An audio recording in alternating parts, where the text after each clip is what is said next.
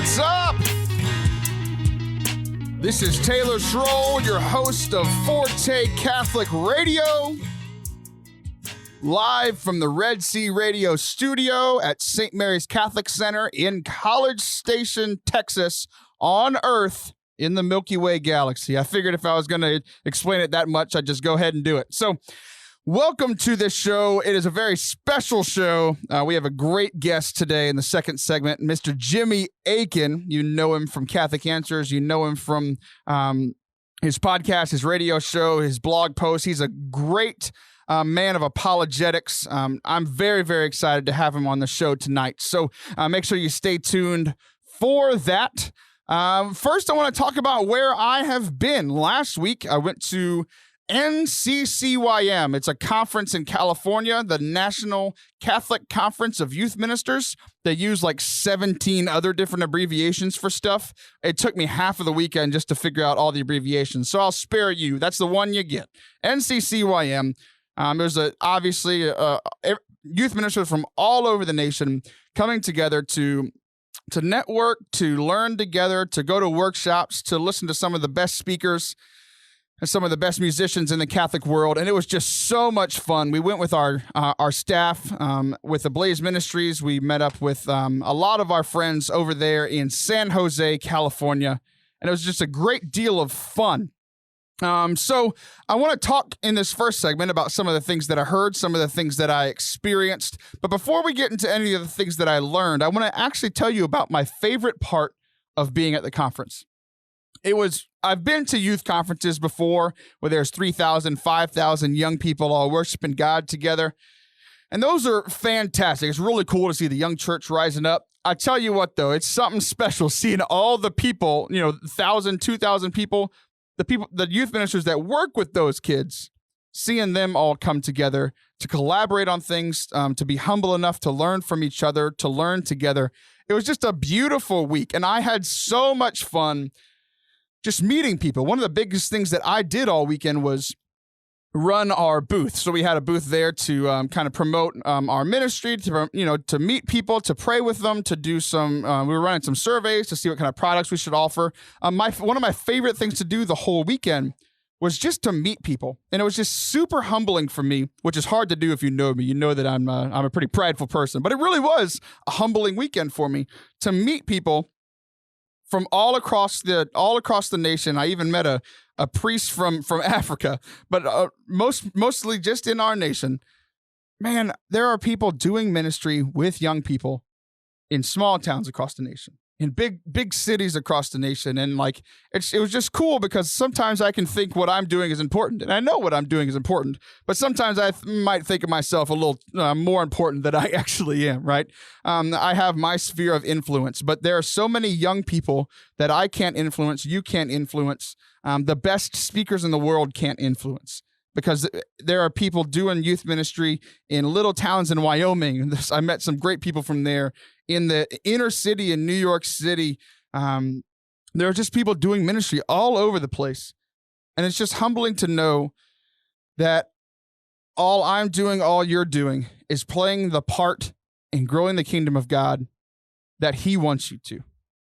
If you're saying yes to God and you're helping out in your local church, whether it's in youth ministry or whether it's as an usher or as a lector or in whatever other ministry that you're doing. I can't list them all because most parishes have like 67, and then that would take up my whole first segment, and then we'd be talking to Jimmy Akin. But it was a great time. I got to see some of the people that I've had on the show. I saw Kyle Hyman there. He was on a couple of weeks ago from Popple. They performed, and there was this Friday night extravaganza, and those guys and a bunch of other comedians and musicians got up there, and if you want to see over 1,000 youth ministers just dying laughing, there's got to be video of that somewhere. They were cracking us up, and it was just really cool because I'm an extrovert. I feed off of talking to people, and I gain energy from hanging around other people, and I got to meet quote unquote Catholic famous people, people who are we say they're super famous to us, but they have 10,000 followers on Twitter. Then Bieber has 18 trillion or something. So, but famous in our little Catholic world, and just to see how humble they are for just people, random schmucks like you and me to walk up to them and to have a genuine conversation with these guys. It's a great experience for me. Our producer here, Mr. Jake Blazik, was also at the conference. Jake, what was your favorite part about the conference? I'd have to agree with you. Just meeting everybody who does ministry around the United States. Like, it's really cool because, like you said, I think that what I do is unique and special, and like I'm really important. But to hear the stories of everybody else's ministry and to see the differences between our ministries also was like really, really awesome to see. And then I also got to go to a bunch of the breakout sessions, and that was really awesome. Especially being able to go to like some of those famous Catholic people like Chris Stefanik, or I think one of my favorite sessions was with Bishop Frank Caggiano from the Diocese of Bridgeport.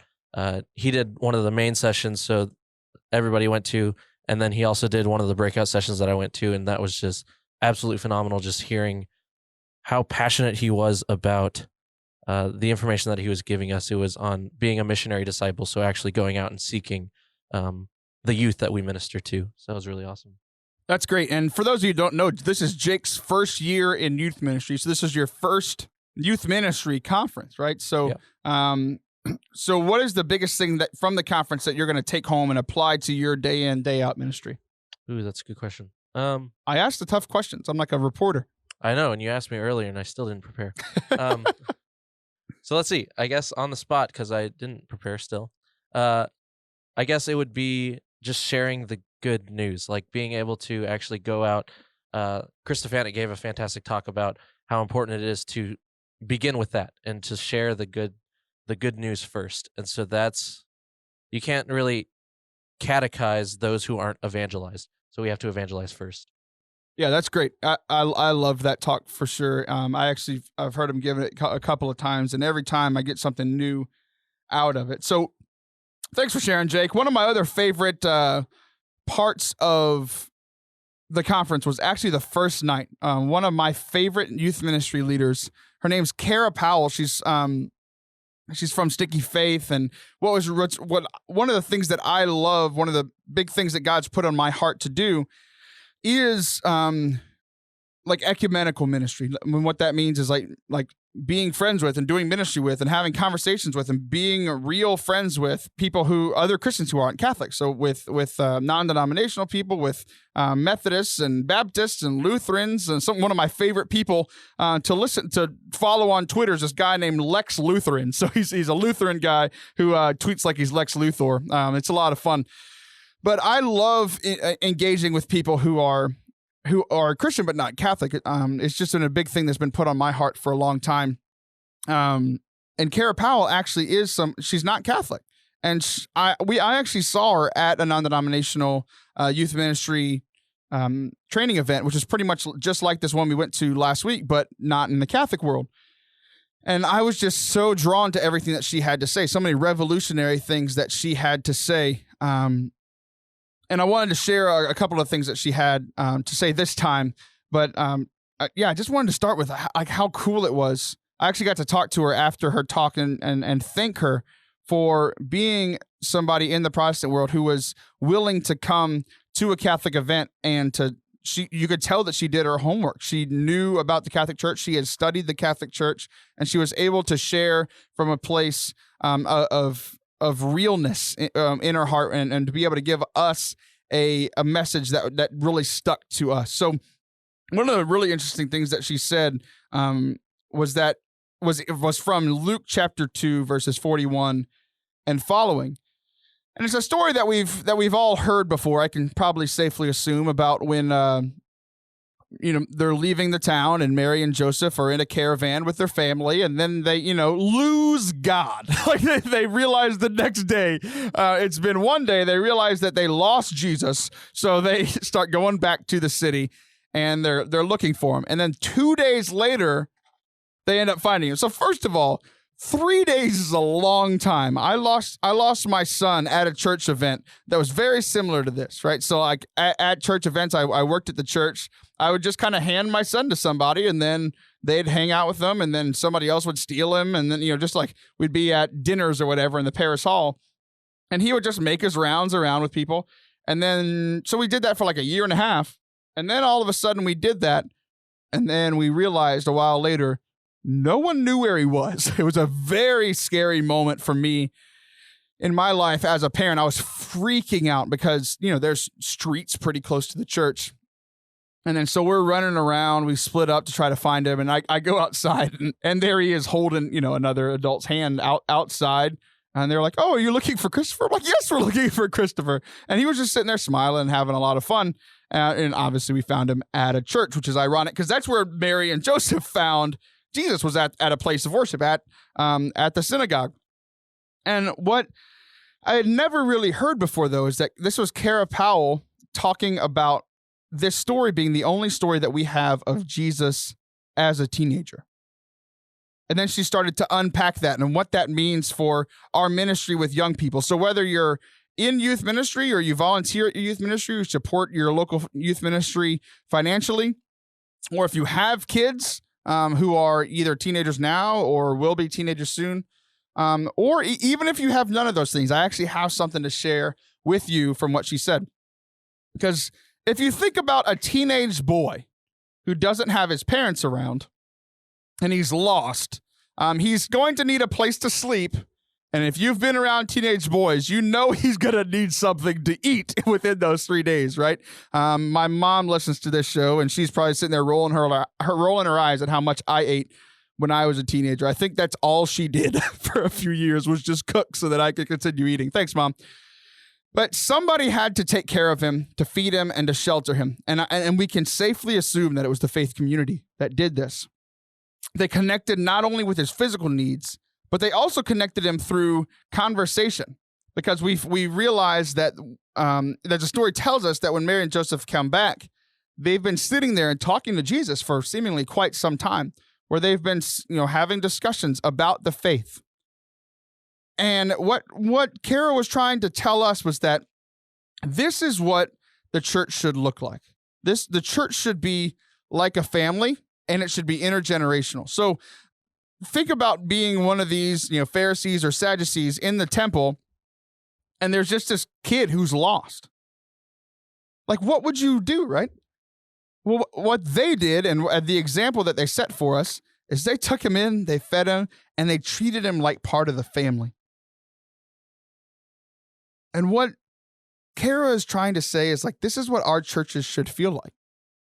Our churches should feel like family, and it hit me so hard because I've been in so many different churches. I've been a visitor at places, and I'm Catholic, and I don't even feel welcome a lot. It's a lot of let's come in, let's walk in the doors, let's sit in this pew for an hour, and then let's get out of here. And like that doesn't feel like a family. Family is supposed to feel like, well, you come home and you share stories and you hang out and you take care of one another. So within the context of youth ministry, she's saying we should have people in the lives of our young people other than just the youth minister or those 8 to 10 poor souls who are getting time out of purgatory for volunteering in youth ministry. What she says is there's been this typical thing that in youth ministry, it's been a rule that you have to have one adult for every 5 students, or some argue 6 or 7, but for like safe environment things and to be able to chaperone and those sorts of things, that you're supposed to have one adult to every 5 students. And what Kara Powell is saying is that we should actually flip that model. And that if a young person is going to have sticky faith that sticks around, that keeps them driving as a Christian, is that there should be 5 adults influencing the life of each young person. You and I both know the numbers that so many of our young people, by the time that they're 23 years old, are no longer practicing their Catholic faith. So something has to change. And I'm convinced that this is one of the big things that we need to focus on. So what does this look like? Okay, well, the parents, the parents don't count, because we should for these 5, that we should assume, and hopefully sometimes we can't, but we should assume that the parents are a force for these young people's faith. But even if they're not, that's another point of having these 5 people. So if they're going to church and they're enjoying youth group. Well, there you go. There's your youth minister, right? So that's one of their 5. Well, maybe how do we fill in the rest of these 5? Well, maybe it's an uncle or an aunt. Maybe it's a teacher at their school. Maybe it's somebody in your neighborhood, a neighbor who you've grown up with. Maybe for me, I had a couple of older parents in my neighborhood that I could really rely on and grow from, some of the parents of my best friends growing up. So my challenge for you parents, or people who, or even if you don't have kids, for parents, who are the 5 people that are influencing the life of your young person, of your child, for the faith, to encourage them to keep growing in their faith? And then let's say you don't have kids. Let's say you're not in youth ministry. I want to challenge you. How can you be one of those 5 people in the life of a young person? Maybe you're not at youth group, but how can you become part of that family? Influence the life of that family. And she shows a clip from the TV show Parenthood. If you haven't watched the show, I'd encourage checking it out. I know a lot of people really enjoy it. And there's this scene where this family, so it's like 3 generations of this family. There's the grandparents, and then there's all of their kids, and then those kids' kids. So there's 3 generations, and they're adopting. One of the couples is adopting a young child. And it's not just the parents that show up; it's the parents that adopted children's new siblings, all the cousins, all the aunts and uncles, all the grandparents, all stuffed in this room with the judge to make it official. And they're all standing there. And before the judge, he goes through and he says, "Do you understand what you're doing, parents?" And he asks the young boy who's being adopted, "Do you understand what you're doing?" And they all agree to it.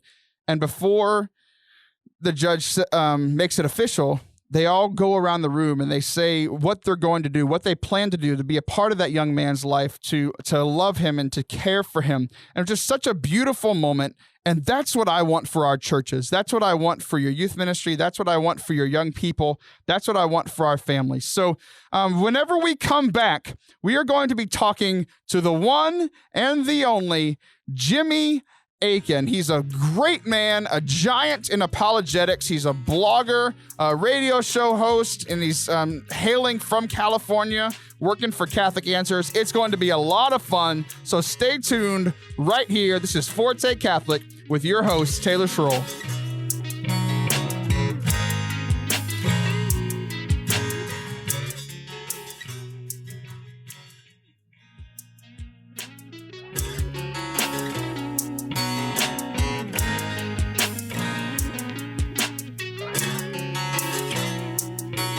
Welcome back to Forte Catholic. I'm your host, Taylor Schroll, and as promised, I'm here with a fantastic guest, a special guest from Catholic Answers, Mr. Jimmy Akin. How you doing tonight, Jimmy? I'm doing just fine. Thank you very much for having me. No, thank you for coming on. I've been looking forward to this day for a long time. So I don't think you need much of a introduction, because I'm pretty sure people have heard you on your podcast, on Catholic Answers, read your blogs. I know I have for a very long time. When I was in college, I'd go pretty much every time I had a question, I'd type it into Catholic Answers, and guess who was answering that question for me? So thank you very much for that. How long have you been doing stuff with Catholic Answers or doing apologetics? 23 years now. So coming up on 24. So I was 4 when you started. So you have you have a lot of experience on me, and I can totally tell your wisdom and all the hard work that you've put into that. So thank you for that and sharing your gift with the church. And I also know that I read on your website today that you were born in Texas. Where were you born? Mm-hmm. I was born in Corpus Christi. No way. That's great. Yeah. Yeah. So we're about 4 or 5 hours from there. So we're recording this in Bryan College Station. So not too far from there. I grew up in the Houston area. I worked in Corpus for a while. So yeah, that was a fun little fact I learned about you. And where are you now? These days I'm in San Diego, out in California, but I still have family in Houston and in near a little town called Broadus up near Lufkin.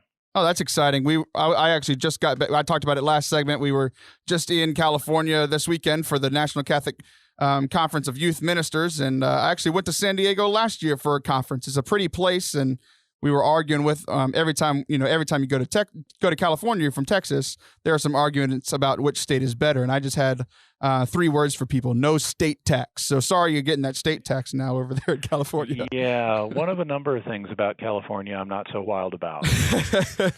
Well, I know you're doing some good work to kind of change the culture over there, and I know the biggest reason that we wanted to have you on tonight is to talk about one of the new big things that you have out now, and that's your new book. Why don't you tell our audience about your new book? Okay. My new book is called A Daily Defense, and what it is, I'm sure folks have seen those like 365-day devotional books where there's a reading for each day of the year. And that's basically what this is, except instead of being devotional, it's informational. So each day of the year, and they're not based on the calendar, so you can start it at any time you want. They're just numbered day 1, day 2, day 3, and so on. Each day has a different challenge, either to the Catholic faith specifically or to the Christian faith in general. And then I answer that challenge for you in just the space of a page. I may give recommendations for other things you can read to learn more. But basically, you've got 366, because I put in as a bonus one for leap year. You've got 366 defenses of different kinds of attacks on the Christian faith in general and the Catholic faith in particular. Yeah, without even knowing it, I've been waiting for this book for years, and I'm so thankful that you did it, because so many times I see it takes me a long time to find a quick answer to apologetics. So I'd go to a website or I'd Google it, and I would find either forums or long drawn out answers. And I love this because it's one page and it's not overbearing. It's very short and to the point. I love it so much. So I actually got the book 7 days ago, and I'm on day 7, and I'm really enjoying it. So what was your inspiration for writing this book the way that you did? The publisher asked me to. There you go. That's the best way for discernment that I've found as well. So that's fantastic. I often have, things that I'm particularly passionate about writing about and that I really want to write about. But in this case, the idea actually came from the publisher. But I'm so glad it did, because I had a blast writing this book. It was challenging at first, to be able to write single, not only hundreds literally of things, but confining each one to basically the same number of words. Each one of these is basically 380 words long. So they only take like 3-4 minutes to read. They're very brief. And you can read them either once a day, which is kind of the way it's designed, or you can do what I think a lot of people are already doing, which is binge reading, the same way that we binge watch television show seasons on Netflix these days, just one episode after another. You can also read one page after another if you want, and since the days are numbered rather than tied to the calendar, you don't have to worry about getting out of sync with anything. But I had a blast writing this book because it not only did I get to answer a lot of the common questions that we hear all the time, but I also got to write about a lot of things that I'd never had the opportunity to write about before. And so that's one of the things that made it really fun for me.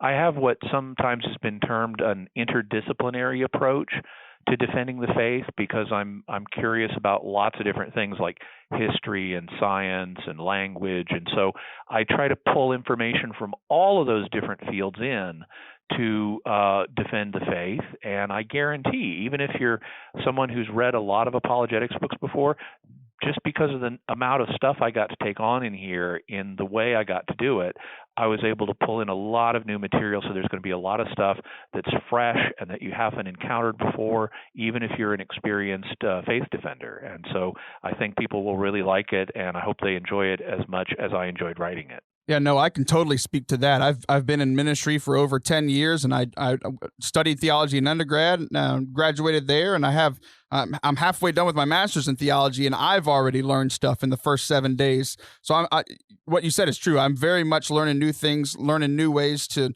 share the faith and to answer some of these questions, because I work with junior high students, and I find that a lot of these tough questions come from adults and they come from junior high students. So it's already junior been high students are a tough audience. Very, very much so. Very much so. I thankfully have not done anything that I shouldn't. So whenever I get frustrated with them, God bless you for working with them. Yeah, thank you very much. So you mentioned that there are some things that you hadn't really written about or spoken about before. What were some of those topics in the book that were new for you that were fun to take on this new challenge? One of the things that that I really enjoyed doing was, like, just to pick an example from some of the history stuff. There's there are two different accounts of Judas's death in the New Testament. In the Gospel of Matthew, we read that he killed himself. And in the book of Acts, we read that he fell headlong and burst open. And there have been a lot of different ways that people have proposed for harmonizing those two. But in this book, one of the things I point out is that there's an early Christian writer. His name is Papias of Hierapolis, and he lived and wrote around the year 120 A.D. So he actually knew some of the original disciples of Jesus. And according to him, Judas survived his initial suicide attempt.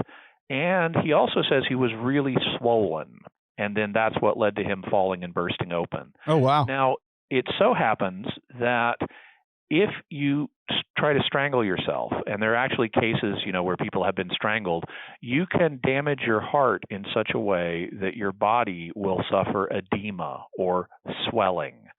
And it's possible, therefore, medically possible, that even though Judas tried to hang himself, he survived the hanging, which people sometimes do, but he damaged his heart in such a way that he got edema and swole up, like Papias says.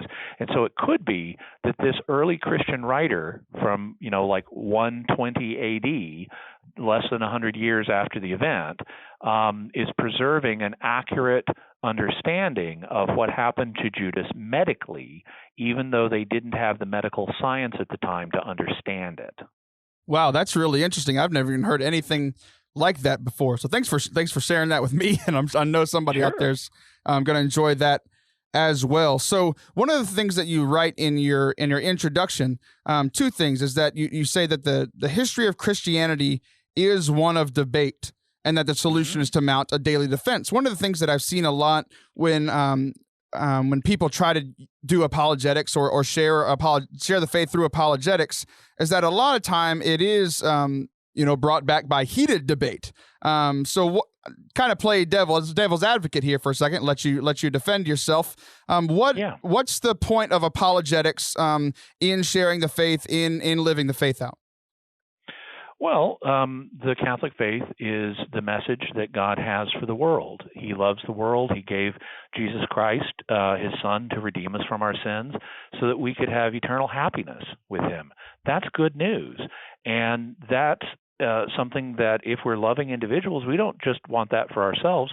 We want that for everybody. We want to help everybody. We want everyone to be saved and to have eternal happiness with God and with us.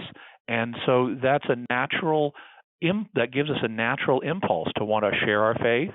And as we do that, because people are going to have, questions and objections, we're going to need to be able to offer a defense for our faith, as well as offering evidence for this is why the faith is true. And so the fact that we love other people and that God has loved us and that God loves them, it gives us a reason to go forward and defend our faith in love. No, yeah, thank you so much for that. One of the scripture references that you referred to is 1 Peter 3, verse 14 and 15. It says to always be prepared to make a defense, which obviously goes with the book, to anyone who calls you to account for the hope that is in you, yet do it with gentleness and reverence. And I look even in my own life, and I've gotten into some heated debates with people when doing stuff, when asked some of these questions. And I thank you for that reminder that we need to do it with gentleness and with love, because like you said, it's just all about joy and happiness. And I had a teacher in grad school who always said that every new thing that we learn about God is a new reason to love him.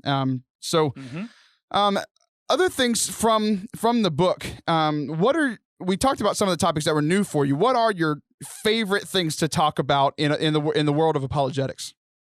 Boy, it's hard to say. There's so many. I'm a big fan of science. I read science books just for fun, and I check science websites multiple times a day. So I enjoy dealing with scientific questions and how they relate to the faith, and there's a bunch of that in the book. I'm also a fan of history, particularly ancient history, and so I work that into the book in different ways. I like studying the Bible, and so there are a lot of questions specifically about Bible passages, like the one about Judas that we mentioned. There are a lot of others as well. And I don't know, it's just hard to say. One thing that I really enjoy is personally just one of my hobbies is biblical chronology, which is the study of when things happened in the ancient world.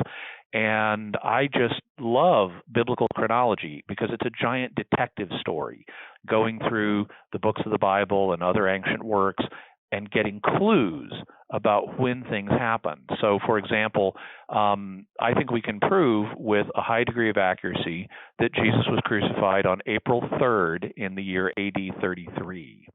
Also, we can show that he was born either in the year 3 BC or 2 BC. And I'm especially interested in this. I actually get into and I get into these topics in the book a bit.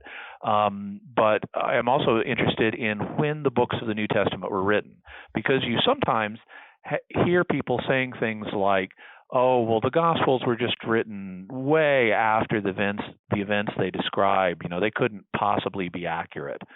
Well, let's think about that. I mean, people write biographies of Abraham Lincoln today, but nobody today met Abraham Lincoln. That doesn't stop their biographies from being good. But even then, if you look at the evidence in the Gospels, we can show with a high degree of reliability that the Gospel of Luke was written around the year 59. Okay? And Mark preceded Luke by a few years, and so it was presumably written, let's say, around AD 55. Okay? If Jesus was crucified in AD 33 and Mark was written in AD 55, then that means it was written 22 years after the crucifixion. Well, that's the difference between now, 2016, and 1994. Now, I don't know about you because you're a younger guy, but I definitely remember 1994. I was already working at Catholic Answers in 1994, and I can certainly write accurately about events that happened in 1994. And so the idea that the Gospels were late and therefore unreliable is just wrong on both counts. Just because a work is written later, like the biographies of Abraham Lincoln, doesn't mean it's inaccurate. And the Gospels were not written later. They were written very quickly after the events in question, and certainly within the living memory of eyewitnesses. Yeah, for sure. Like that, as I hear you talking, I'm sitting here thinking, oh my gosh, Jimmy Akin is the Batman of apologetics. He's a detective. He's looking at science. He's looking at history. He's looking at no. You're Batman. I'm pretty sure I just figured out who Batman is. I'll quote you on that on Facebook. There you go. So we have just over 2 minutes left. So before we go, I wanted to make sure that to get this book in the hands of as many people as possible. So where can we find you, and where can we find your book? Okay. People can go either to my personal website, jimmyakin.com, if they want to learn about me, or they can go to catholic.com, where I work.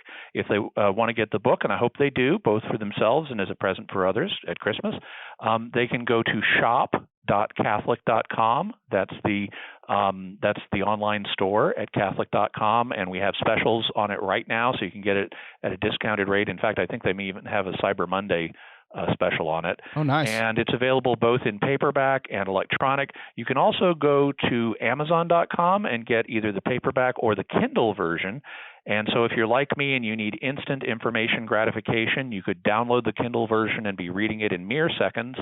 Also, if you're like me and you like audiobooks, you could get the Kindle version and then have your Kindle read it to you out loud. That's how I do everything. I'm such an auditory learner. But me too. Just to show how much I'm enjoying this book, people who know me know that I do not like reading. I've actually been reading your book. So that is a testament to you, because you must have done something right to keep my attention. So check out this great resource, A Daily Defense from Jimmy Akin. And in the last minute, Jimmy, the one thing that I want you to leave the audience with is they can find all the content and the information in your book. But what would be a practical tip on how to share these things, the method of going about having these conversations, and how to share your faith with apologetics? The number one rule is one we've already touched on, which is be loving. Whatever else you do, don't come off as a jerk. Don't justify quote unquote tough love with someone.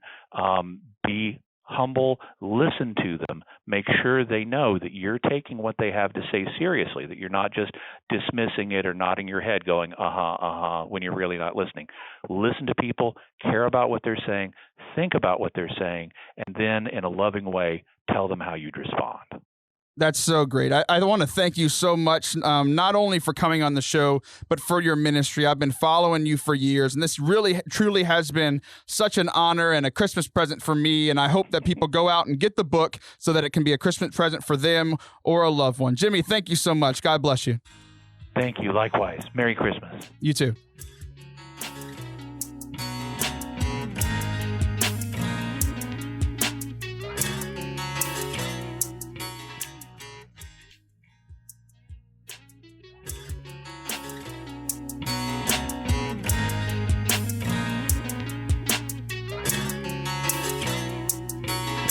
Welcome back to the third segment of tonight's Forte Catholic. This is your good old pal, Taylor Schroll, your host. This has been a fun show. I tell you what, that interview with Jimmy Akin was way too much fun. I'm definitely deeply honored that he reached out and wanted to be on the show. And I hope to have him again in the future. I hope you guys enjoyed that interview and go check out that book. So his book is called A Daily Defense. So I want to do this third segment and kind of rename that just a little bit and call it A Daily Preparation. It's kind of the same idea. So the idea of the book is that each day you read something to grow a little bit better in your knowledge and your ability to answer some of the tough questions that you may be asked, or maybe that you've struggled with doubt before and you want to get answers to. So I want to talk about a daily preparation. So not just in the knowledge sense, but now let's talk about the spiritual. So what kind of brought this on is last night I was at a youth night in Brenham, and I was just kind of going to check it out, see how our youth ministers were doing, and make sure the ministry was running smoothly. So I went out there, and a couple of the small group leaders didn't make it that night, so I was asked to step in as a small group leader, and I was like, yeah, sure, it'll be a lot of fun. So I was with the 10th grade boys, and it was a really neat group of young people, and Justin Kroger, the youth minister out there, gave a talk on prayer and how we should be praying daily to grow in our spiritual life. And he did it really neat. He did his first half of his talk, and then we went to our small groups for a Bible study, and then he brought us back to finish up his talk, and because obviously the Bible study had to do with the topic. And then we went to small groups, we were able to talk about it again. So it was a really neat, creative way to do that. But what was really cool for me was that our group got assigned the scripture of Galatians chapter 5, verse 22 to 23. So if you're driving in your car, just go ahead and stay listening to me. If not, I'd urge you to find your paper Bible, to look it up on Google, or do what I do and use the YouVersion Bible app on your phone or iPad, because this is something that you're going to want to highlight if it's not highlighted already. So it's Galatians chapter 5, verse 22 through 23. And it says this: the fruit of the Spirit is love, joy, peace, patience, kindness, generosity, faithfulness, gentleness, self-control. Against such there is no law. So we were talking about this in the context of prayer and how we want to grow in prayer. Justin told a story about his father and how his father is a great holy man now and just a leader in his community, a great leader of the men of his three sons. But Justin was saying that he wasn't always that way. That he wasn't always a devout Catholic and a prayerful and spiritual man. And so I challenged these kids and I was like, I don't care where you are in your faith right now, but close your eyes. And unless you're driving, I'd urge you to do the same thing right now. If you're driving, I don't want you to go a Jesus take the wheel moment, because I still want you to be safe on the roads. But if not, close your eyes. And what I want you to do is, no matter how old you are, close your eyes and picture picture your life in 15 years. What does your life look like? What kind of person are you? And what I want to do is, no matter what version of yourself that you see, what I hope is, and what I would expect is, that it's a better version of yourself than you listening to this podcast. Maybe in 15 years you'll have smartened up and realize you shouldn't be listening to me anymore. But so I'm going to use this opportunity while I have it. What I want to do is to challenge you today to make a daily preparation to be that best version of yourself that you see in 15 years. Because when I look at it, I see a much more loving, joyous, peaceful, patient, kind, generous, faithful, gentle, and someone who's with more self-control than I do today. And I did this with these young people, and it was really funny because one of their eyes brightened up real big whenever he started counting the years of 15. Because he's 16 years old. If you add 16 and 15, you get 31. And I said, what did you picture? And he said, I pictured myself being a husband and a father. And it like freaked him out because he was like, I'm not ready to be a husband and a father. And I said, well, good, you shouldn't be. I hope you don't have any plans on that soon. But I challenged him and I asked him, like, what can you do today to prepare to be that man, the husband and the father that you want to be in 15 years? And he said, well, I need to start praying. And it was just such a cool moment for me to see the light go off in this young man's eyes. And once he shared that, the light started going off in all of his small group, the rest of the small group. Which is one of the reasons I love small group, because one person has an insight and then all of a sudden everybody gets to share that. And that's that family atmosphere that we were talking about in the first segment. And then we got into this conversation of okay, looking at their life today. What in their life today is helping them to become the man that they want to be in 15 years? We started talking about school. How does school help them be a better person? They were like, practical things. Well, it helps you to get on time, to be on time. It also helps with grammar, so you don't say get on time. It helps you learn things, learn skills, work with people. All of these things are things that they were saying. And there was one guy who was stumped. He was like, well, I love baseball. It's like, how does baseball help me be a better man? And I was like, well, think about it. He was like, oh, well, the guys in the team make me a better person. You know, being around those guys they challenge me to be a better person. I'm like, well, that's great. He's like, and then he's like, oh, I'm starting to get it. He's like, oh yeah, I'm starting to see that, like, my dedication to the game and the dedication to my workouts, the consistency in that, how that helps me to be like a more dedicated person, which will then help me to be dedicated to my faith. I'm like, see, there you go. It's perfect. And he got one of the biggest premises that we talk about on this show, which is, you know, finding what is true, good, and beautiful outside the church, just in our daily life and in creation, in all the other things that we do that aren't necessarily, you know, church events, but how, like, the game of baseball is helping mold him into the man that he sees God helping him to become in 15 years. And then there was another interesting question, because there's that last line. It says, against all these things, all the love, joy, peace, patience, and all those things that he lists, against such there is no law. And one of the kids was like, oh, well, actually, there are laws. Like, we can't talk about God in our schools. I'm like, well, actually, you can. You know, the teachers can't, and the principals can't, unless they're asked. There's weird rules about that. I was like, but there's nobody stopping you from praying at lunch or to talking to people about God. There's no law about that. And I said, let's take it a step further, though. Let's take your premise and, like, let's say it was.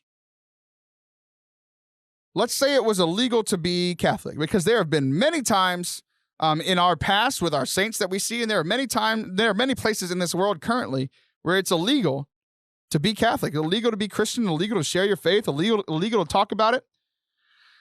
So then I challenged him. I was like, okay, so there's a law against being Catholic, but does that make the scripture wrong? And he started thinking about it. He was real confused. And I was like, well, look at Paul. He was in jail for sharing the faith, which meant that it was quote unquote illegal, right? You don't go to jail for non-illegal things. And I said, but he was still a man of love, joy, peace, patience, kindness, generosity, faithfulness, gentleness, and self-control. They were singing hymns in jail. Joyous people. They were sharing, like Paul was talking to his jailer and trying to convert his jailer and love on his jailer. Like there is no law in this country or anywhere in the world that can keep us from the love, joy, peace, patience, all these things that God has in store for us and wants for us. There's no law that can keep that away from us. So another thing that we talked about in that small group was I asked them, I was like, who has influenced you the most in your faith and how? A lot of them said, it was their parents or their grandparents. How one of them said that their grandfather, everything that he did was surrounded by his faith, and he wove his faith into everything that he did. He's a big hunter, and he took his grandson, who I was talking to, hunting. And whenever they got a deer, the first thing that they did was pray in thanksgiving that God had delivered this deer to them.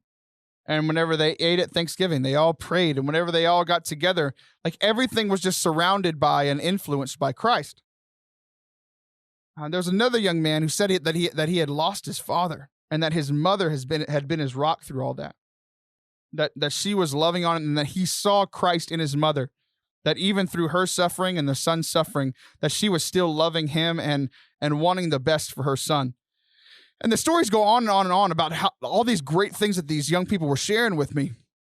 And that's one of the reasons I wanted to bring it up on the show tonight. And there's one thing that I want you to do. So every week I post this podcast on fortecatholic.com/radio. If you go there, you can see this episode. It'll be up on December 7th.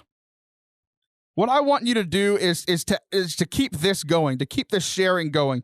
If you could go to the website and share answering this question, who has influenced you the most in your faith and how? There's a comment section at the bottom, so you'll see the podcast there. You'll see the comments below. I just love it if you guys would help me out and share your story and help build this community around Forte Catholic. So, the next thing that I want to do, we've been talking a lot about sharing the faith with Jimmy Akin. We talked about how in the first segment that I was at this youth ministers convention where they were teaching us how to share the faith more and seeing all these great people who are sharing the faith all over the place. But not only thinking about this question of who has influenced you the most in your faith and how, but how are you going to be that person for someone else? How are you going to influence the faith walk, the faith journey, and help somebody along in their faith walk? Because what I want for you and what I want for the kingdom of God is that everybody, that there's at least one person in the world that can say that you are the person that has been their model of faith, the person that has helped them in their faith, so that in days or weeks or years to come, that they can say that it was your witness that helped them to become a better Christian, a better Catholic. So to do that, I want to do a segment that we haven't done in a while called the Forte Five. It's where I count down my five, just like some of these late night talk show guys do their top tens or those types of things. Today, we're going to do our Forte Five on my tips for sharing the faith. Let's get started. Yeah. I love this song. It's a lot of fun.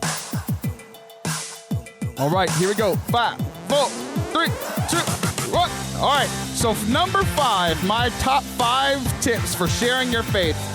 Number 1, a daily preparation through prayer and study.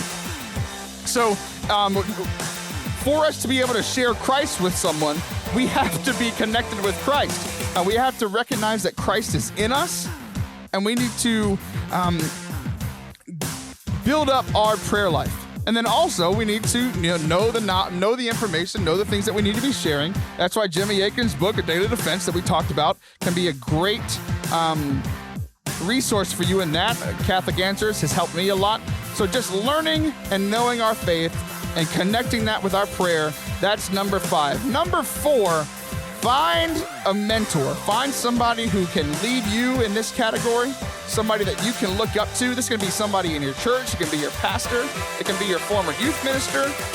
And if you're like me and you want a virtual mentor, you can find great podcasts on people who are great at sharing the faith, people like Jimmy Akin or these apologists that can help you in this. Just find somebody who can help you out and help grow you and your skills and your knowledge to be a better minister of the faith. Number 3, live in a way that makes your message stand firm. So I can say all the right things, you can say all the right things and know all the answers. But if you're not living your faith out, people are going to see that and they're not going to listen to a single word that you say. So do what I do, because I'm not perfect, and say, look, I'm a sinner, I mess up, I need God's grace and forgiveness just like you do. Let's walk in this journey together. So turn your mess into a message, all that good stuff. So number 2, this is the biggest thing that you need to keep in your back pocket as you're starting this journey or continuing this journey. The phrase, I don't know, but I'll find out. So when someone asks you a tough question, a question that you don't know the answer to, don't try to blab off some answer that you think you might have heard in a homily a long time ago that you weren't listening to. Say, I don't know, but I'll find out. That shows that you care about the person, that you want to give a good answer. It shows humility. It shows all these things. And when you actually come back with an answer, it shows that you value that person's question, you value that person's time. And then the number one thing in all of this is to be their friend. Just walk in life with people. As Jimmy Akin was saying, we have to be able to love them. He says in his book that Apologetics examines and presents the evidence showing God has communicated with us, and its ultimate purpose is to lead us to discover God and the joy and happiness he wants us to have. So share that love, joy, and happiness with people. Cool. That's Forte 5. That was a lot of fun. So this has been a great show. I want to thank Jake, our executive producer, the special man of the hour here, for all that he does behind the scenes. I want to thank Jimmy Akin for coming on the show, and I want to thank you guys for listening. This has been such a cool experience for me being on the air. We're, I think, 11 episodes in. If you want more from me, from my blog, my podcast, some videos that I do, you can go to fortecatholic.com. If you click on the blog, if you click on the radio, there's a way that you can sign up to my mailing list. I send out an email a week, so I won't blow up your email. An email a week just to keep you caught up on all the things that we are doing. You can also, like I said earlier, you can comment on the radio show to get involved in the conversation. You can comment on my blog. I just love to hear from you guys. I've heard a lot of great feedback. I've gotten a lot of great questions. So if you, whatever you want, if you have comments, you have questions that you want me to answer on the show, if you have suggestions for topics, questions that you have, I would love to hear them. You can find all that on the website. You can find all my social media stuff there on Twitter and Instagram and the Snappy Chatty and all that stuff. So I'd love to connect with you. So until next week, it's been a lot of fun to be with you tonight. We will have my good friend Steve Picorni on next week. He's going to be talking to us about his upcoming book and dating. And we have a fun story about how we got to know each other. So check out the podcast. Check out the website. It's been fun. See ya.